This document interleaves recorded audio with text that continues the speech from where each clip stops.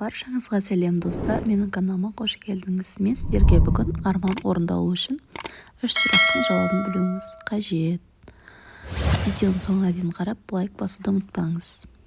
Армандар орындалады, орындалмайды дейтін пессимистерді тыңдамаңыз. Бұл сөзді теледидардан да, Инстаграм парақшасындағы психологтардан, коуч-мотиваторлардан да күнде естіп жүрген боларсыз. Тіпті бірер жыл бұрын ойыңыздағы арманын айтқан досыңыз бүгін соған қол жеткізгенін өзіңіз куәсіз. Ал неге сіздің армандарыңыз орындалмай жатыр? Мүмкін орындалған шығар, байқамай жатқан боларсыз. Серік те солай деген. Жарайды, себебін іздеп көрейік. Ең бірінші сізге не керек, соны нақтылап алыңыз. Арманы туралы сұрасаңыз, көп қой арман деп жауап беретіндер бар. Нақты атап берші десеңіз, ойланып қалады. Өзіңізге не керек екенін білесіз бе?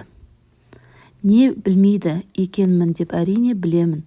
Осындай да сұрақ бола ма екен деп нақты еш нәрсе айта алмау мүдіреді. Ал сіз нақты бір арманыңызды айтыңызшы. Байлық дейсіз ба? Не ол? Байлық денсаулық, бастың амандығы, балалар, ақша деу мүмкін. Байлық дейді мұнда біреу. Ол не? Байлық секілді бақыттың да ауқымы кең ғой. Ол біреу үшін отбасы, біреу үшін бақыт деген баланы айтады. Ал біреулер жоғарғы қызметте, шетелде қыдырғанды айтуы мүмкін. Байлық, бақыт, жақсы өмір, мықты денсаулық, бұлар арманың көп қой дегенмен бірдей, нақтылық жоқ. Байлықтың қайсысы керек? Нақты атаңыз. Сіздің түсінігіңізде бақыт деген бала ма? Онда балалы болу дегеніңіз дұрыс. Нақты емес нәрсенің орындалуы да нақты емес. Әрине, арман орындалмайды деген сөз емес. Орындалады, бірақ басқа формада орындалып, сіз оны түсінбеуіңіз де мүмкін. Мысалы, Айнаш математика факультетін қызыл дипломға аяқтады. Мектепте жұмыс істеуді армандады. Мектепке жұмысқа тұрды, бірақ мұғалім болып емес, хатшы болып. Директор қазірше бос орын жоқ екенін айтып, келесі жыл орынға босап жатса, мұғалімге жұмыс алуға уәде берді. Айнаштың арманы орындалды ма сізіңізше? Әрине орындалды. Мектепте жұмыс істеп жатыр ғой. Ал сіз болсаңыз арман орындалмайды дейсіз. Есте ұстайтын жайт, арманыңызды өз көзіңізбен, ой көзіңізбен көре білуіңіз керек. Яғни оны ойша елестете алуыңыз керек. Ойша елестете алған арманды нақты деуге болады. Ол үшін не керек екенін білу аз, көлемін, санын да нақтылап жазыңыз. Келесі сұрақ қанша деген. Сізге дәл қазір қанша ақша керек? Қаржы, сауаттылығыңыз туралы психологиялық бір тренингке тренер осы сұрақты қойды. Қатысушылардың 80% бұл сұраққа көп деп жауап берді, ал 20% ғана белгілі бір соманы айтты. Ал сіздің жауабыңыз қандай? Егер сіз көп деп жауап берсеңіз, онда өзіңізге не керек екенін білмейтін адамдардың бірісіз. Сондай-ақ арманыңыздың қашан, қай уақытта орындалатынын ешқашан аңғармайсыз. Көп деген қанша? Біреуге 100 000 теңге көп, ал біреуге 100 000 доллар аз да болуы мүмкін. Қанша керек екен нақты біліңіз. Әйтпесе арманыңыз өміріңіздің соңына дейін тек ой формасында қалады. Немесе қалтаңызда үнемі көп 5 теңгелік тиын ғана болуы мүмкін. Ақша ма керегі?